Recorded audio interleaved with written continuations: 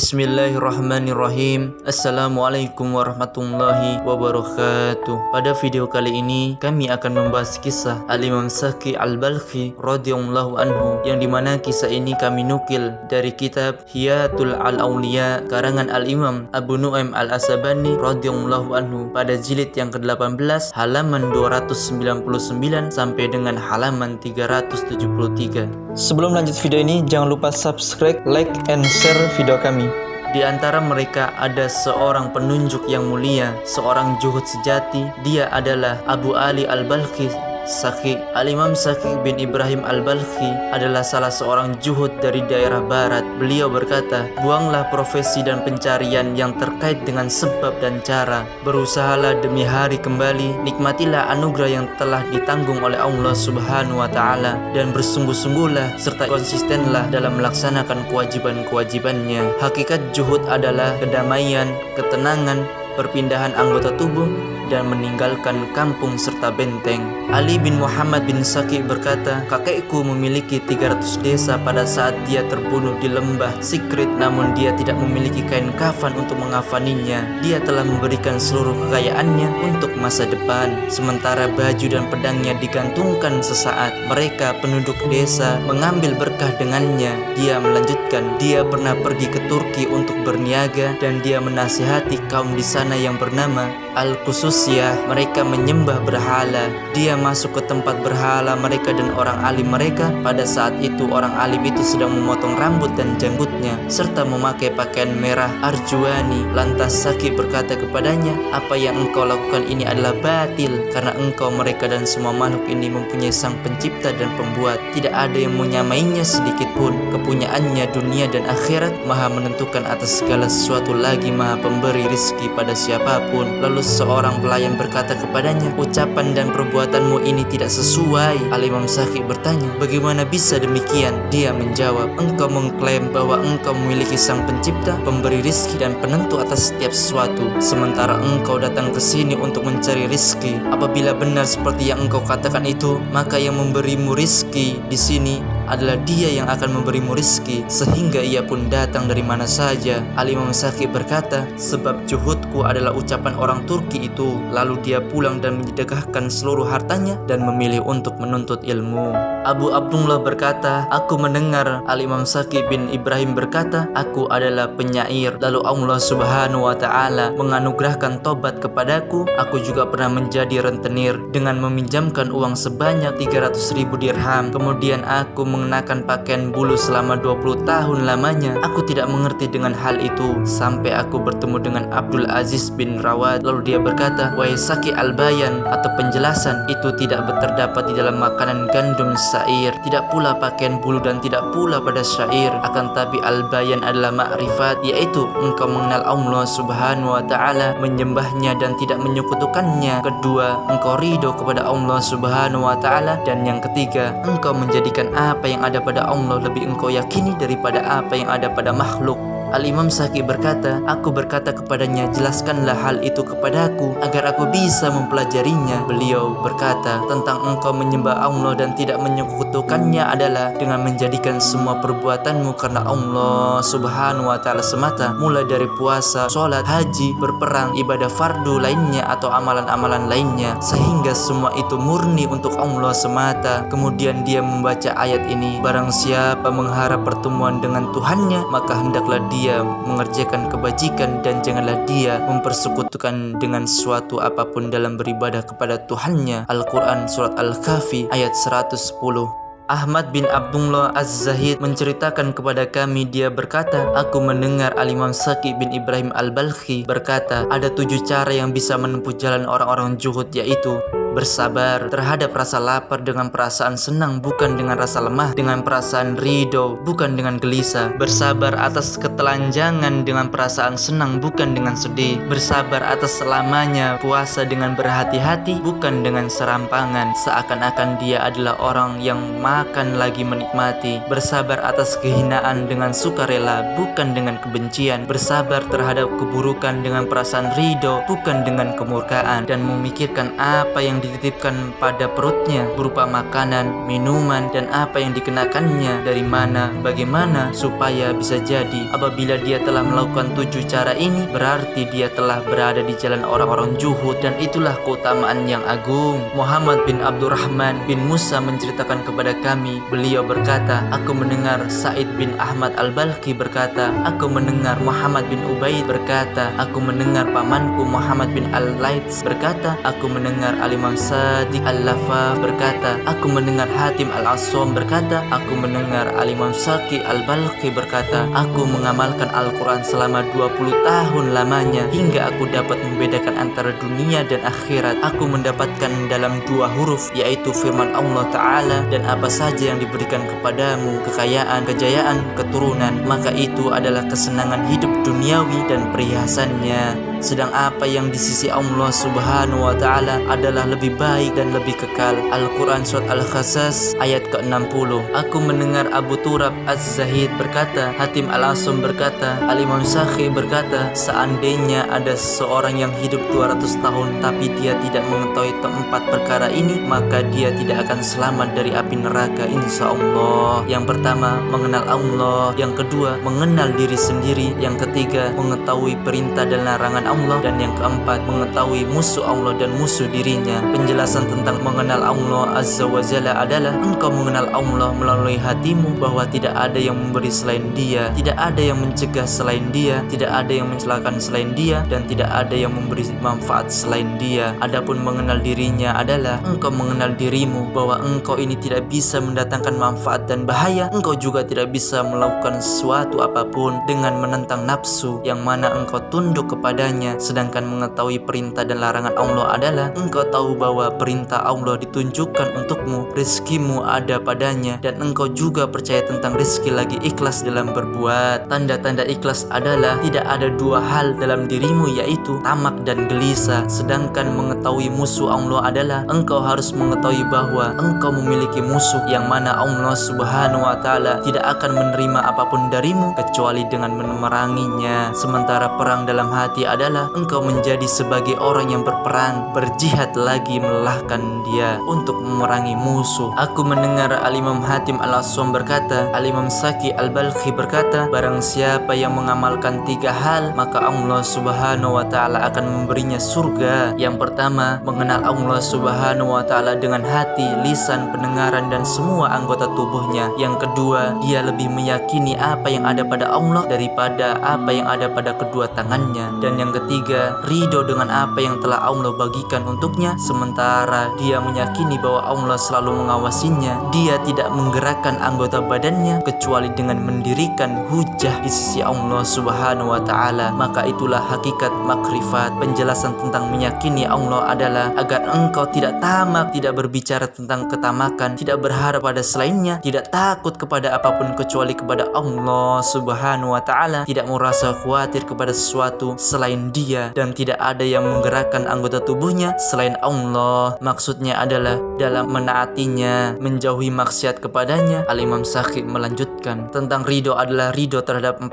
hal, sedangkan penjelasan tentang ridho adalah ridho terhadap 4 hal. Yang pertama, aman dari kefakiran. Yang kedua, mencintai kekurangan. Yang ketiga, khawatir akan tanggungan. Dia berkata, penjelasan tentang tanggungan adalah apabila ada urusan dunia yang sedang dia hadapi, maka dia akan mendirikan hujahnya di hadapan Allah terkait masalah dari mana dan kemana pendapatan dan penyalurannya. Al-Imam Saqi berkata, tawakal ada 4 macam: tawakal kepada harta, tawakal kepada jiwa, tawakal kepada manusia, dan tawakal kepada Allah Subhanahu wa Ta'ala. Dia melanjutkan, penjelasan tawakal kepada harta adalah seperti engkau mengatakan, selama harta ini ada di tanganku, maka aku tidak akan butuh siapapun. Demikian juga dengan tawakal kepada manusia. Siapa yang melakukan hal ini berarti dia orang yang bodoh, siapapun dia. Sedangkan penjelasan tentang tawakal kepada Allah adalah engkau mengetahui bahwa Allah Subhanahu wa Ta'ala yang menciptakanmu, Dia yang menjamin dan menanggung rezekimu. Dia tidak membuatmu butuh kepada sesuatu apapun, dan engkau berkata dengan lisanmu, demi zat yang telah memberiku makan dan minum. Inilah yang disebut dengan tawakal kepada Allah Subhanahu wa Ta'ala. Sungguhnya Allah Subhanahu wa Ta'ala berfirman, dan bertawakallah kamu hanya kepada Allah jika kamu orang-orang yang beriman. Al-Quran Al-Quran surah Al-Maidah ayat ke-23, karena itu hendaklah karena Allah saja orang-orang mukmin bertawakal. Al-Quran surat Al-Imran ayat 122,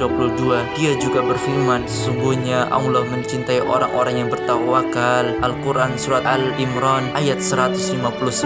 Sementara penjelasan tentang orang yang tidak bertawakal kepada Allah, maka dia akan keluar dari iman, dan siapa yang tidak beriman dengan hal itu, maka dia orang yang bodoh siapapun dia. Muhammad bin Laits menceritakan kepada kami, dia berkata, aku mendengar Hamid berkata, aku mendengar Al-Imam Hatim berkata, aku mendengar Al-Imam Saki berkata, bedakanlah antara apa yang engkau berikan dan yang engkau terima. Apabila orang yang memberimu lebih kamu cintai, maka engkau adalah pencinta dunia, dan apabila orang yang engkau beri lebih kamu cintai, maka engkau adalah pencinta akhirat. Ahmad bin Abdullah menceritakan kepada kami, dia berkata, aku mendengar Al-Imam Saki ibn Ibrahim berkata, ada 3 hal yang menjadi mahkota orang zuhud. Yang pertama, menjauhi hawa nafsu dan tidak mengikuti hawa nafsu. Yang kedua, orang yang zuhud memutuskan untuk zuhud dalam hatinya. Yang ketiga, ketika dia sendirian, maka dia mengingat bagaimana masuknya ke dalam kuburnya dan bagaimana keluarnya, mengingat lapar, haus, telanjang, lamanya berdiri, hisab sirat,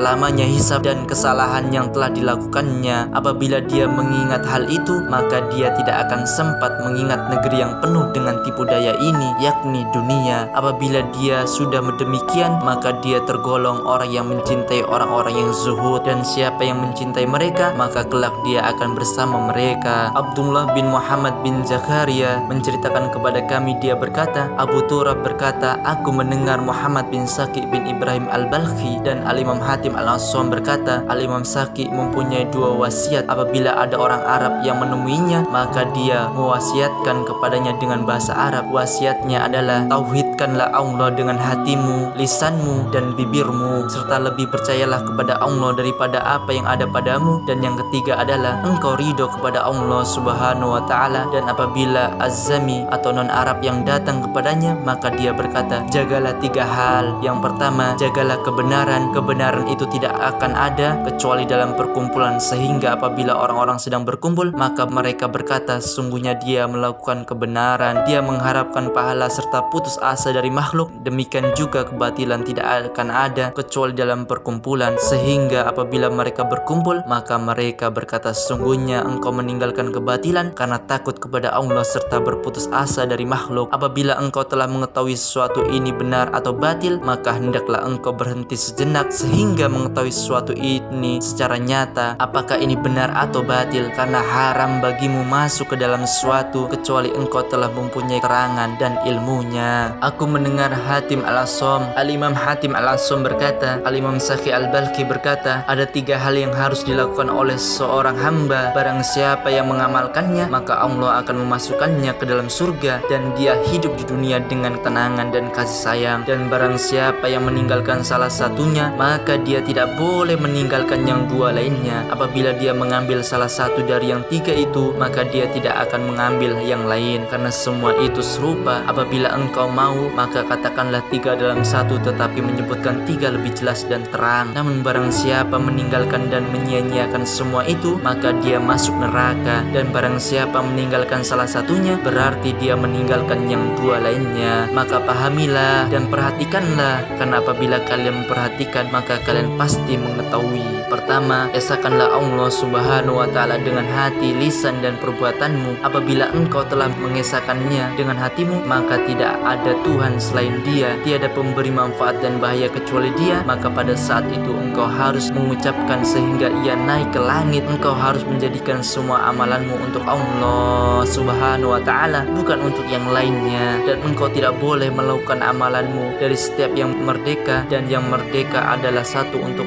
selainnya, kecuali dalam keadaan berharap, bukan untuk yang lainnya. Dan engkau tidak boleh melakukan amalanmu dari setiap yang merdeka, dan yang merdeka adalah satu untuk selainnya, kecuali dalam keadaan berharap, malu, dan takut kepadanya. Karena apabila engkau mengharap kepada selainnya, sedangkan Dia adalah pemilik setiap sesuatu dan pemberi rizki, maka engkau telah menjadikan Tuhan selain Dia. Engkau memuliakan dan mengagungkannya karena mereka malu dan berharap kepadanya, sehingga hal itu akan menghilangkan apa yang ada dalam hatimu berupa keesaannya, kekuasaannya, dan keagungannya. Maka ketahuilah itu, Yang kedua, apabila engkau ikhlas dengan ucapanmu itu lagi mengamalkannya bahwa tiada Tuhan selain Dia, maka Dia akan lebih engkau percaya daripada dinar, dirham, paman dari ayah, paman dari ibu, ayah, ibu, dan siapapun yang berada di atas bumi ini. Apabila engkau berada pada selain itu, maka hatimu, tauhidmu, dan ma'rifatmu kepadanya akan runtuh. Dua hal ini harus ada pada dirimu dan keduanya saling berkaitan. Yang ketiga, apabila engkau telah melakukan hal ini lalu engkau melaksanakan dua hal di atas, yaitu tauhid dan ikhlas serta tawakal padanya, maka engkau akan ridho padanya dan engkau tidak akan marah dalam menghadapi sesuatu yang membuatmu sedih seperti ketakutan, kelaparan, harapan, lapang, dan susah. Janganlah engkau marah, jadikanlah hatimu selalu bersamanya dan tidak berpaling darinya walau sekejap mata, karena apabila engkau memasukkan amarah dalam hatimu, maka engkau akan meremehkan sehingga tauhidmu akan runtuh. Oleh karena itu, engkau harus melakukan yang pertama, yaitu tauhid dan ikhlas. Maka ketahuilah dan pahamilah ketiga hal ini adalah perkara yang mana engkau bisa mulia dengannya, dan janganlah engkau menyia-nyiakannya sehingga engkau akan ditenggelamkan ke dalam neraka yang tidak pernah engkau lihat sekejap pun di dunia ini. Muhammad bin Abu Imran menceritakan kepada kami, beliau berkata, kami pernah bersama Al-Imam Saki Al-Balkhi. Kami berada di Turki pada suatu hari yang tidak terlihat kecuali kepala-kepala yang bergelimpangan, pedang-pedang yang terpotong, dan tombak-tombak yang dipatahkan. Lalu Al-Imam Saki berkata kepadaku, bagaimana engkau melihat dirimu pada hari ini wahai Hatim? Apa yang engkau melihatnya bagaikan malam di mana istrimu mempersembahkan dirinya padamu? Aku menjawab, demi Allah, tidak. Dia berkata, tapi aku justru melihat diriku pada hari ini bagaikan berada di malam hari di mana istriku mempersembahkan dirinya. Al-Imam Hatim melanjutkan, kemudian dia tidur antara dua saf dan kendiku dibuat bantal sehingga aku mendengar dengkurannya. Al-Imam Hatim berkata, pada hari itu aku melihat salah seorang sahabat kami menangis. Lalu aku bertanya, kenapa kamu? Dia menjawab, saudaraku terbunuh. Aku berkata, keberuntungan bagi saudaramu, dia kembali kepada Allah dan keridhoannya. Al-Imam Hatim melanjutkan, lantas dia berkata kepadaku, diamlah, aku tidak menangis karenanya dan juga karena kematiannya, akan tetapi aku menangis karena bersedih bagaimana kesabarannya kepada Allah ketika pedang menembusnya. Al-Imam Hatim berkata, pada waktu itu orang Turki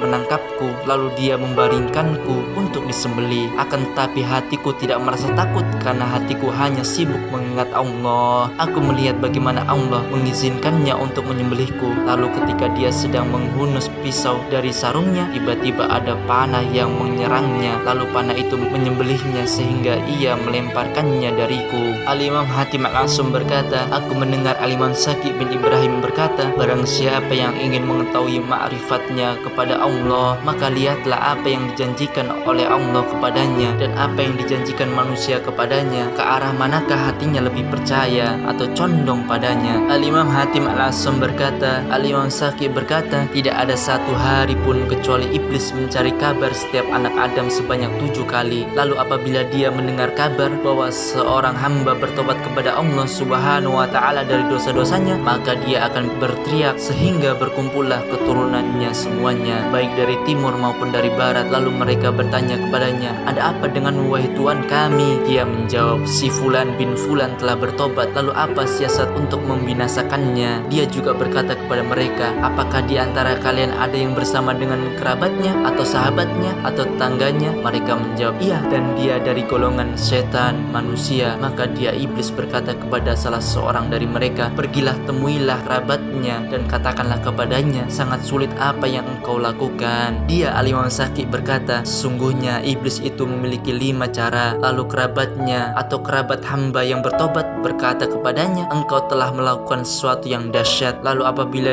dia terpengaruh dengan ucapan kerabatnya, maka dia akan kembali dan binasa. Namun apabila dia tidak terpengaruh, maka kerabat yang lainnya berkata kepadanya, apa yang telah engkau lakukan ini tidak sempurna. Lalu apabila dia terpengaruh dengan ucapan kerabatnya, maka dia akan kembali dan binasa. Namun apabila dia tidak terpengaruh, maka kerabat yang ketiga berkata kepadanya, engkau akan tetap demikian hingga serpian yang ada di kedua tangan tanganmu sirna. Lalu apabila dia terpengaruh dengan ucapan kerabatnya, maka dia akan kembali dan binasa. Namun apabila dia tidak terpengaruh, maka kerabat yang lainnya akan menghancurkannya. Sehingga yang keempat menemuinya lalu berkata kepadanya, tinggalkanlah perbuatan itu, maka engkau pada malam dan siangmu dalam ketenangan. Lalu yang kelima berkata kepadanya, semoga Allah membalasmu dengan kebaikan, engkau telah bertobat dan kamu mengerjakan amalan akhirat. Juga orang yang sepertimu dan kebenaran ada padamu. Lalu dia, hamba yang dihasut itu, menjawab perkataan mereka. Pertama, yaitu perkataan sungguhnya engkau telah melakukan kesulitan. Maka dia menjawabnya dan berkata, sungguhnya sebelum hari ini aku dalam kesulitan, sedangkan sekarang aku dalam keadaan tenang, sehingga aku ingin Tuhanku ridho kepadaku dan aku minta keridhoan manusia. Lalu kapan aku meridhoi Tuhanku, namun aku membenci manusia, dan kapan aku tidak meridhoi manusia, namun aku membenci Tuhanku. Maka pada saat ini aku mengharap keridhaan Tuhanku yang Maha Esa lagi Maha Perkasa, dan aku meninggalkan manusia sehingga hari ini aku bebas, dan engkau meremehkan perkaraku ini sehingga aku menyembah Tuhanku yang Maha Esa, tidak ada sekutu baginya. Ketika kerabatnya mengatakan engkau tidak menyempurnakannya, maka katakanlah, sungguhnya kesempurnaan itu atas kehendak Allah, aku hanya mengerjakan sedangkan kesempurnaannya berada di tangan Allah. Apabila kerabatnya mengatakan kepadanya, engkau akan senantiasa demikian hingga serpihan yang ada di kedua tanganmu sirna, maka katakan kepadanya, untuk apa engkau menakutiku sementara aku yakin bahwa segala sesuatu bukanlah ucapanku, karena aku sendiri tidak kuasa melakukannya dan aku tidak memilikinya. Andai saja aku masuk ke dalam bumi yang ketujuh, maka ia pun pasti mengikutiku, karena aku mengosongkan pikiranku dan menyibukkan diri dengan beribadah kepada Tuhanku. Lalu untuk apa engkau menakutiku? Apabila kerabatnya itu berkata, sungguhnya engkau belum beramal sehingga engkau pun tanpa amal, maka jawablah, aku melakukan amalan yang sangat sulit. Musuhku dalam hati mulai tampak kepadaku, sehingga Tuhanku tidak ridho kepadaku kecuali aku mengalahkan musuh yang ada dalam hati ini, dan aku harus mengalahkannya dari segala hasutannya yang disisipkan dalam hati. Lalu amalan apakah yang paling sulit dari ini? Apabila engkau menjawabnya dengan cara seperti ini dan terus lurus di atas ketaatan kepada Allah Ta'ala, maka dia, pasukan iblis itu, akan datang kepadamu dari arah ujub. Lalu dia akan berkata kepadamu, siapa yang bisa menyamaimu? Semoga Allah membalasmu dengan kebaikan dan mengampunimu. Padahal sebenarnya dia ingin menanamkan sikap ujub dalam hatimu. Maka katakanlah kepadanya, apabila telah jelas bagimu bahwa yang hak itu adalah ini dan kebenaran itu adalah dalam amalan ini, lalu apalagi yang bisa mencegahmu untuk melakukan sampai kematian datang menjemputmu? Apabila engkau menjawab mereka dengan ucapan seperti itu, maka mereka akan pergi darimu dan mereka tidak mempunyai celah lagi untuk menghancurkanmu. Lalu mereka akan menemui iblis kemudian mengabarkan kepadanya. Maka iblis berkata kepada mereka, dia telah mendapatkan jalan yang benar dan petunjuk, tidak ada lagi celah bagi kalian untuk mencelakakannya. Akan tetapi dia tidak akan rela dengan ini, sehingga dia akan menyuruh manusia untuk beribadah kepada Allah Subhanahu wa Ta'ala. Maka cegahlah manusia itu darinya dan katakanlah kepada mereka, sungguh tidak ada kebaikan sedikit pun padanya, maka janganlah kalian bercerai-berai karenanya. Al-Imam Hatim Al-Asam berkata, Al-Imam Saki bin Ibrahim berkata, kesempurnaan amal soleh seorang hamba adalah dengan 6 hal. Yang pertama, merendahkan diri kepadanya selamanya dan takut akan ancamannya. Yang kedua, selalu berbaik sangka kepada setiap muslim. Yang ketiga, sibuk dengan aibnya sendiri, tidak mencari-cari aib orang lain. Yang keempat, menutup aib saudaranya, tidak menyebarkan aibnya kepada orang-orang dengan harapan dia tobat dari maksiat dan berusaha memperbaiki apa yang telah dia rusak sebelumnya. Kelima, tidak menampakkan rendahnya amalan yang dia anggap besar dengan harapan dia masih mempunyai keinginan untuk menambahnya. Yang keenam, sahabatnya juga mengikuti apa yang dilakukannya. Muhammad bin Al-Lais berkata, aku mendengar Hamid Al-Lafaf berkata, aku mendengar Al-Imam Hatim Al-Asam berkata, aku mendengar Al-Imam Saki Al-Balki berkata, barang siapa yang tidak mengenal Allah dengan kudrah atau mampu, berarti dia tidak mengenalnya. Lalu ada yang bertanya kepadanya, bagaimana cara mengenalnya dengan kudrah itu? Beliau menjawab, dia mengetahui bahwa Allah mampu mengambil apapun darinya dan memberikan kepada yang lain. Dan apabila dia tidak memiliki apapun, maka dia memberinya. Dia juga berkata, barang siapa yang ingin mengetahui makrifat kepada Allah, maka lihatlah kepada apa yang dijanjikan Allah dan apa yang dijanjikan manusia, kepada yang manakah hatinya lebih yakin. Ahmad bin Abdullah Az-Zahid menceritakan kepada kami, beliau berkata, aku mendengar Abu Ali Saki bin Ibrahim Al-Balkhi berkata, ada 10 pintu menuju Juhud. Apabila seseorang melakukannya, maka dia akan disebut zahid. Namun apabila dia menyelisihinya, maka dia akan disebut mutazahid. Mutazahid adalah orang yang menyerupai orang-orang zuhud dalam kelihatannya, kedengarannya, khususnya ucapannya, pergi dan pulangnya, makanannya, pakaiannya, kendaraannya, perbuatannya, ambisinya, dan cinta dunia. Inilah yang menampakkan bahwa dia pura-pura. Engkau melihat keridoannya bagaikan keridoan raghibin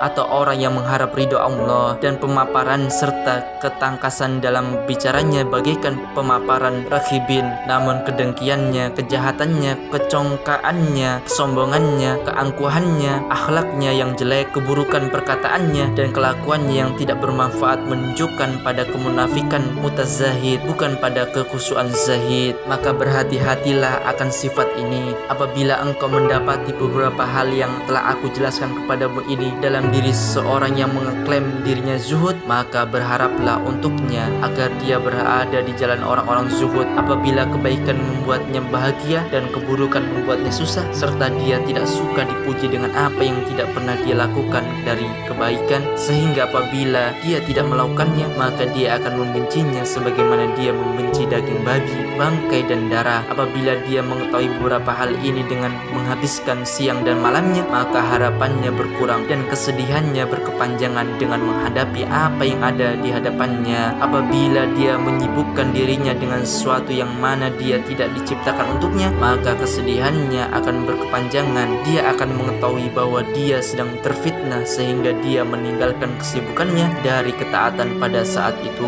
Dengan ini mereka akan mendapatkan manisnya zuhud, dan dengan ini mereka terpelihara dari golongan syaitan. Sesungguhnya zikir kepada Allah lebih manis menurut mereka. Sesungguhnya zikir kepada Allah lebih manis menurut mereka daripada madu, lebih sejuk daripada air dingin, dan lebih segar daripada air tawar yang bersih yang diminum ketika haus pada waktu musim panas. Majelis mereka atau orang-orang zuhud bersama orang yang menjelaskan tentang zuhud kepada mereka dan menasihati mereka lebih mereka sukai daripada bersama orang yang memberikan dinar dan dirham pada saat membutuhkan. Hal itu karena hati mereka bukan lisan mereka. Salah seorang dari mereka ada yang menyendiri dengan menangisi dosa-dosanya dan dalam ketakutan yang dahsyat. Dia khawatir jika amalan yang dia lakukan tidak diterima, namun dia tetap memperhatikan senyuman dan kegembiraan kepada orang-orang, seakan-akan dia sedang bahagia bukan sedang bersedih, serta dia tidak pernah bergumam bahkan dirinya lebih baik daripada seorang yang memeluk Islam. Dia mengetahui dosa-dosanya dan tidak pernah mengetahui dosa-dosa selainnya. Apabila dia melewati semua pintu ini, maka dia berada dalam jalan orang-orang zuhud. Maka aku berharap dia bisa melintasinya insya Allah. 7 pintu lagi akan mengiringi 7 pintu tersebut, yaitu rendah hati kepada Allah dengan hati bukan dengan perbuatan palsu, tunduk kepada yang hak dengan sebenar-benarnya tanpa ada paksaan, baik dalam bergaul dengan orang yang diuji bersama mereka bukan mereka ingin meraih apa yang ada pada mereka, menghindar dari orang-orang yang memperebutkan dunia sebagaimana himar menghindari dokter hewan, dan lari darinya sebagaimana himar lari dari terkaman binatang buas, memohon ampunan dari setiap hal yang ditakuti azabnya dan tidak mengharapkan pahalanya,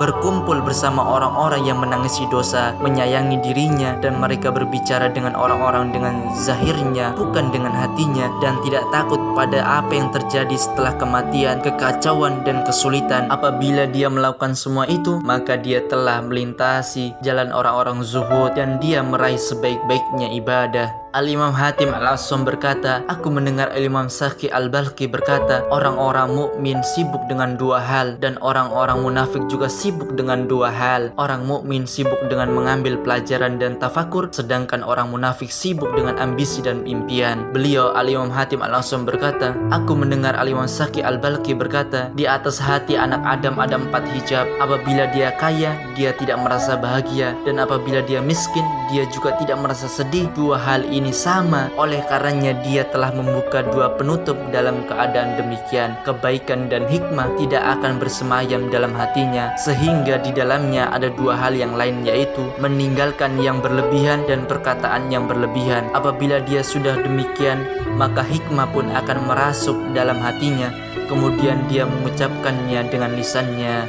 Dia juga berkata, aku mendengar Al-Imam Syaqi berkata, 4 hal yang telah menutupi manusia akan urusan akhirat, yaitu takut miskin, menutupi takut pada jahanam, atau kata-kata apa yang akan dikatakan orang-orang kepadaku, menutupi kata-kata apa yang akan dikatakan Tuhan kepadaku jika aku melakukan ini. Cinta dunia menutupi cinta akhirat, dan cinta pada kenikmatan hidup dunia, segala tipu dayanya dan syahwat yang menyelimutinya, menutupi kenikmatan akhirat dan apa yang dijanjikan untuknya di dalamnya.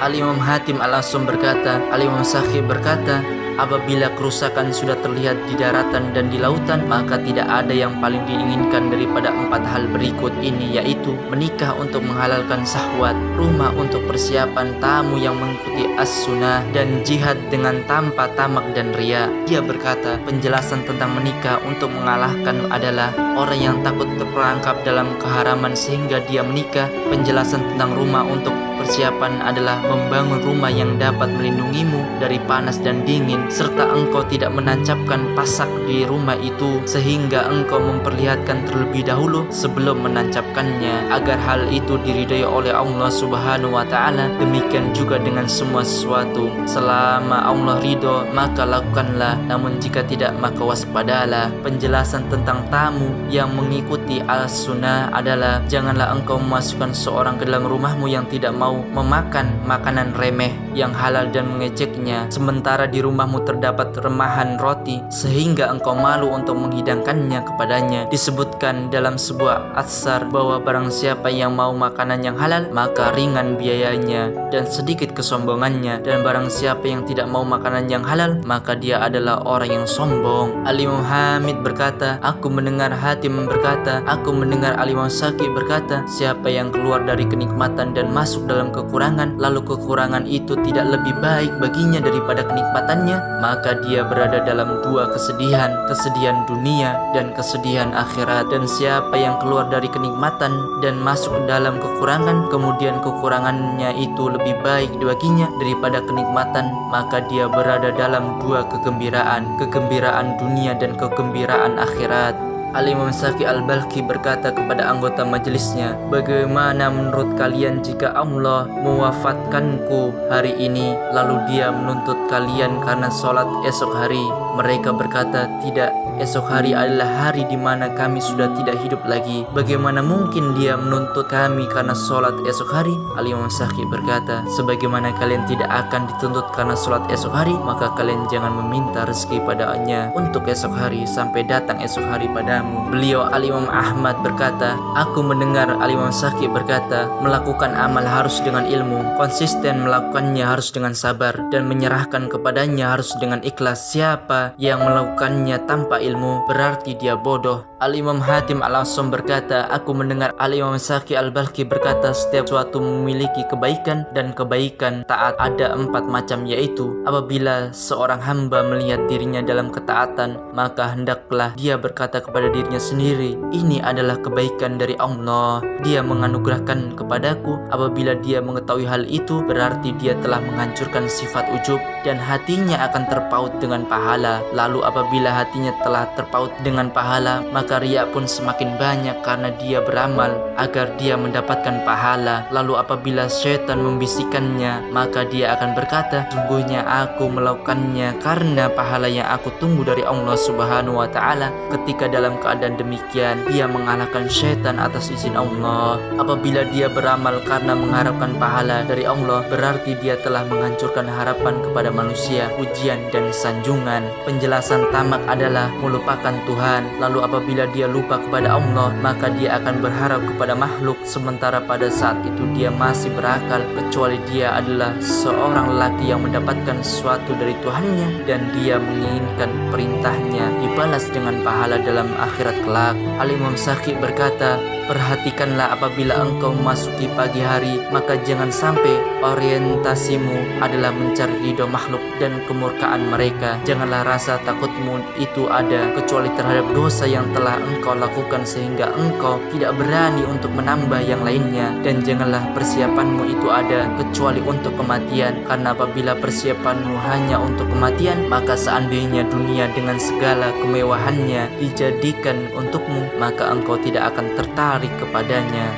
Ahmad bin Abdullah Az-Zahid menceritakan kepada kami, beliau berkata, aku mendengar Al-Imam Saki bin Ibrahim Al-Balkhi berkata, Ibrahim bin Adham berkata, para zuhud yang paling dekat kepada Allah adalah yang paling takut kepadanya. Para zuhud yang paling dicintai Allah adalah yang paling baik amal mereka kepadanya. Para zuhud yang paling utama menurut Allah adalah yang paling menginginkan apa yang ada di sisi Allah. Para zuhud yang paling mulia adalah yang paling takwa padanya. Kezuhudan para zuhud yang paling sempurna adalah yang paling murah hati dan paling lapang dada. Dan kezuhudan para zuhud yang paling baik adalah yang paling banyak keyakinannya. Beliau Al-Imam Ahmad bin Abdullah berkata, aku mendengar Al-Imam Saki berkata, Ibrahim bin Adham berkata, seorang zuhud akan merasa cukup dari hadis, perkataan, pendapat, apa yang terjadi dan apa yang akan terjadi dengan firman Allah Ta'ala. Niscaya dikatakan kepada mereka, sampai hari apakah ditangguhkan mengazab orang-orang kafir itu sampai hari keputusan, dan tahukah kamu apakah hari keputusan itu? Celakalah pada hari itu bagi orang-orang yang mendustakan kebenaran. Al-Quran Surat Al-Mursalat ayat ke-12 sampai dengan 15. Pada hari dikatakan, bacalah kitabmu, cukuplah dirimu sendiri pada hari ini sebagai penghitung atas dirimu. Al-Quran Surat Al-Isra ayat ke-14. Ibrahim berkata sampai kepadaku bahwa Al-Hasan berkata tentang firman-Nya, cukuplah dirimu sendiri pada hari ini sebagai penghitung atas dirimu, adalah setiap anak Adam itu memiliki kalung, di dalamnya terdapat catatan amalnya. Ketika dia meninggal, maka kalung itu akan dilipat dan dikalungkan. Lalu ketika dia dibangkitkan, maka kalung itu akan dibentangkan. Kemudian dikatakan tentang ayat, bacalah kitabmu, cukuplah dirimu sendiri pada hari ini sebagai penghitung atas dirimu. Wahai anak Adam, Tuhanmu telah menyampaikan umurmu dan berlaku adil padamu. Dia menjadikanmu sebagai penghitung atas dirimu sendiri. Wahai anak Adam, cerdaslah dalam menghitung dirimu sendiri, karena jika ia terjerumus dalam dosa, maka engkau tidak akan selamat. Al-Imam Saki berkata, Ibrahim berkata, barang siapa yang memahami hal ini dengan hatinya, maka ia akan bersinar, bercahaya, yakin diberikan hidayah dan akan terjaga insya Allah. Al-Imam Saki berkata, orang yang zuhud dan orang yang menginginkan dunia bagikan dua orang, yang satu ingin ke timur dan yang satunya ingin ke barat. Apabila keduanya akan sepakat atas satu perkara, sementara jalan keduanya berbeda dan keinginannya juga beragam, doa orang yang menginginkan dunia adalah, ya Allah, karuniakanlah aku harta, anak dan kebaikan, selamatkanlah aku dari musuhku, hilangkanlah kejahatan mereka dariku, kedengkian mereka dan kelaliman mereka, ujian mereka dan fitnah mereka. Amin. Sedangkan doa orang yang zuhud adalah, ya Allah, karuniakanlah aku ilmu, ya Allah. Sedangkan doa seorang yang zuhud adalah, ya Allah, karuniakanlah aku ilmunya. Orang-orang yang takut kepada-Mu, rasa takutnya orang-orang yang beramal, keyakinannya orang-orang yang bertawakal, tawakalnya orang-orang yang yakin, syukurnya orang-orang yang sabar, sabarnya orang-orang yang bersyukur, tawaduknya orang-orang yang kalah, tawaduknya orang-orang yang kalah, kembalinya orang-orang yang bertobat, dan juhudnya orang-orang yang jujur. Pertemukanlah aku dengan orang-orang yang syahid dan orang-orang yang hidup diberkati. Amin ya rabbal alamin. Ini adalah doanya. Adakah doa orang yang menginginkan dunia mencakupi doa ini? Demi Allah, tidak. Ini adalah jalan dan itu adalah jalur yang lain. Al-Imam Hatim menceritakan kepada kami, dia berkata, aku mendengar Al-Imam Saki berkata, perumpamaan orang muslim adalah seperti orang yang menanam pohon kurma dan dia takut mendapatkan pohon berduri, sedangkan perumpamaan orang munafik adalah seperti orang yang menanam pohon berduri namun dia berharap akan menemui kurma. Jauh sekali. Setiap orang yang berbuat kebaikan, maka Allah tidak akan membalasnya kecuali dengan kebaikan saja, dan orang-orang yang baik tidak akan ditempatkan bersama orang-orang yang baik tidak akan ditempatkan bersama orang-orang lalim. Al-Imam Syaqi berkata, seandainya ada seorang yang menulis semua ilmu, maka hal itu tidak akan bermanfaat baginya, sehingga di dalamnya ada dua hal, yaitu sehingga perbuatannya adalah bahan tafakur dan pembelajaran, hatinya fokus dengan tafakur dan matanya fokus dengan pembelajaran. Setiap kali dia melihat pada apa yang ada di dunia, setiap kali dia melihat pada apa yang ada di dunia ini, maka hal itu merupakan pelajaran baginya, pembelajaran baginya. Maka hal itu merupakan pelajaran baginya. Orang mukmin disibukkan dengan dua hal, orang munafik juga disibukkan dengan dua hal. Orang mukmin disibukkan dengan pembelajaran dan tafakur, sementara orang-orang munafik itu disibukkan dengan ambisi dan cita-cita. Al-Imam Syaqi berkata, ada 4 yang termasuk jalan menuju istiqomah, yaitu tidak meninggalkan perintah Allah karena kesulitan yang menghalanginya, tidak meninggalkan karena ada urusan dunia, tidak berbuat atas dasar hawa nafsu seseorang, dan tidak akan berbuat berdasarkan hawa nafsu sendiri, karena hawa nafsu itu tercela. Hendaklah dia berbuat berdasarkan Alkitab dan As-Sunnah. Al-Imam Syaqi berkata, ketika seorang hamba menjadikan hatinya lupa kepada Allah dan memikirkan pekerjaannya dan anugerahnya atas dirinya, kemudian dia meninggal, maka dia meninggal dalam keadaan maksiat. Karena selayaknya hati seorang hamba itu selalu bersama Allah sambil berkata, ya Tuhanku, berikanlah aku iman, selamatkanlah aku dari bencana, tutupkanlah aib-aibku, dan karuniakanlah aku, dan jadikanlah nikmatmu berkelanjutan kepadaku. Dia selalu berpikir tentang nikmat Allah padanya. Berpikir tentang nikmat Allah merupakan syukur, sedangkan lupa darinya merupakan kelalaian. Al-Imam Syaqi berkata, janganlah engkau menjadi orang yang mengumpulkan harta dengan penuh ambisi, menghisapnya dengan keraguan, menyelisihinya atas permusuhan, dan menginfakkannya dengan perasaan ria, sehingga dia akan dihukum dan disiksa atas hisap tersebut. Jika Allah Subhanahu wa Ta'ala tidak memaafkannya, sehingga dia akan dihukum dan disiksa atas hisap tersebut. Jika Allah Subhanahu wa Ta'ala tidak memaafkannya. Al-Imam Hamid berkata, aku mendengar Hatim Al-Asam berkata, aku mendengar Al-Imam Syaqi Al-Balkhi berkata, dan barang siapa yang berputar di sekitar subhat, maka dia akan berputar di sekitar derajatnya di surga agar dia bisa memakannya dan menguranginya di dunia. Al-Imam Syaqi berkata, tidak ada yang paling aku sukai daripada tamu, karena rizki dan biayanya dijamin oleh Allah Subhanahu wa Ta'ala, dan pahalanya juga atas Allah. Dia berkata, jauhilah orang-orang kaya, karena jika hatimu telah terpaut bersama mereka dan engkau berharap kepada mereka, maka sungguh engkau telah menjadikan mereka sebagai Tuhan selain Allah Subhanahu wa Ta'ala. Al-Imam Syaqi meriwayatkan secara musnad dari golongan periwayat terkait dengan riwayat-riwayat gharibnya yang terkenal. Abu Al-Qasim Zaid bin Ali bin Abu Bilal menceritakan kepada kami, Ali bin Mahrawai menceritakan kepada kami, Yusuf bin Hamdan menceritakan kepada kami, Abu Sa'id Al-Balkhi menceritakan kepada kami, Al-Imam Syaqi bin Ibrahim Az-Zahid menceritakan kepada kami, Abbad bin Khasir menceritakan kepada kami dari Abu Az-Zubair dari Zabir. Dia berkata, Rasulullah sallallahu alaihi wasallam bersabda, janganlah kalian duduk dengan setiap orang alim kecuali dengan orang alim yang menyerumu dari 5 perkara kepada 5 perkara, yaitu dari keraguan kepada keyakinan, dari permusuhan kepada nasihat, dari kesombongan kepada tawadu, dari riya kepada ikhlas, dan dari cinta dunia kepada benci dunia. Nama Abu Said adalah Muhammad bin Amr bin Hujr. Ahmad bin Abdullah juga meriwayatkan dari Syaqi. Abu Sa'ad Abdurrahman bin Muhammad Al-Idrisi menceritakan kepada kami, Ahmad bin Nasr Al-Amasi Al-Bukhari menceritakan kepada kami, Sa'id bin Mahmud menceritakan kepada kami, Abdullah bin Muhammad Al-Ansari menceritakan kepada kami, Ahmad bin Abdullah menceritakan kepada kami, Syaqi bin Ibrahim Az-Zahid menceritakan kepada kami dari Abbad bin Kasir dengan redaksi yang sama. Yahya bin Khalid Al-Muhalabi meriwayatkannya dari Syaqi, dia menyelisih keduanya. Abdurrahman bin Muhammad menceritakan kepada kami, Muhammad bin Al-Fadl Al-Qadhi menceritakan kepada kami di Samarkand. Muhammad bin Zakaria Al-Farisi menceritakan kepada kami di Balkhah. Muhammad bin Khalid menceritakan kepada kami, Syaqi menceritakan kepada kami, Abbad menceritakan kepada kami dari Anas dari Nabi SAW dengan redaksi yang sama. Hadis ini sering digunakan oleh Al-Imam Syaqi untuk menasihati sahabatnya dan orang lain, sehingga para periwayat salah persepsi tentang ini, lalu mereka meriwayatkan secara marfu lagi musnad. Abu Ya'la Al-Husain bin Muhammad Az-Zubairi menceritakan kepada kami. Muhammad bin Ali At-Tusi menceritakan kepada kami. Abu Nasr Ahmad bin Ahmad Al-Balkhi menceritakan kepada kami. Abu Sholih Muslim bin Abdurrahman Mustamli Umar bin Harun menceritakan kepada kami. Abu Ali Sakik bin Ibrahim Az-Zahid menceritakan kepadaku. Abad bin Khasir menceritakan kepada kami dari Abu Az-Zubair dari Zabir bahwa Nabi SAW bersabda, janganlah salah seorang dari kalian kencing di air yang diam kemudian berwudu darinya. Hadis ini diriwayatkan oleh Imam Al-Bukhari dalam Sahih Al-Bukhari pembahasan tentang wudu nomor 239.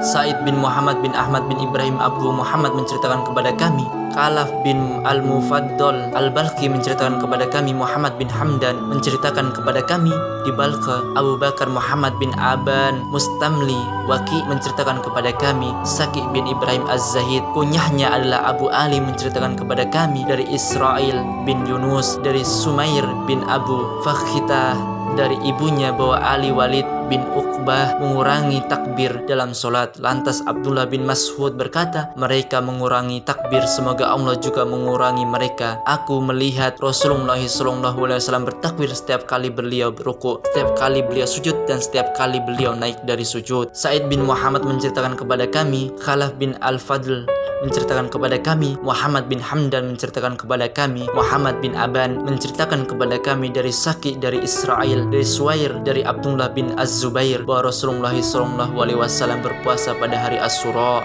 Muhammad bin Abdullah bin Ibrahim As-Safi'i menggambarkan kepada kami di dalam kitabnya. Masyhur bin Ahmad bin Hamid bin Humaid Al-Mu'adil menceritakan kepada kami. Al-Husain bin Daud menceritakan kepada kami. Al-Imam Saki bin Ibrahim menceritakan kepada kami. Abu Hasim Al-Aili menceritakan kepada kami dari Anas bin Malik radhiyallahu anhu, dia berkata, Rasulullah SAW bersabda, wahai anak Adam, kakimu akan senantiasa berada di hadapan Allah Subhanahu wa Ta'ala hingga engkau ditanya tentang 4 hal, yaitu tentang umurmu, untuk apa engkau habiskan, tentang jasadmu, untuk apa engkau gunakan, hartamu dari mana engkau dapatkan, dan kemana engkau menafkahkannya. Hadis ini sahih, hadis riwayat At-Tirmizi dalam Sunnah At-Tirmizi pembahasan ciri-ciri kiamat nomor 2417 dengan redaksi, kaki seorang hamba akan senantiasa berada di hadapan Tuhan hingga dia ditanya tentang 4 hal. Wallahu a'lam bishawab. Semoga video pada kali ini bisa diambil banyak-banyak pembelajarannya, khususnya bagi admin sendiri dan pada umumnya bagi para pendengar. Terima kasih telah menonton video ini. Akhirul kalam. Wassalamualaikum warahmatullahi wabarakatuh.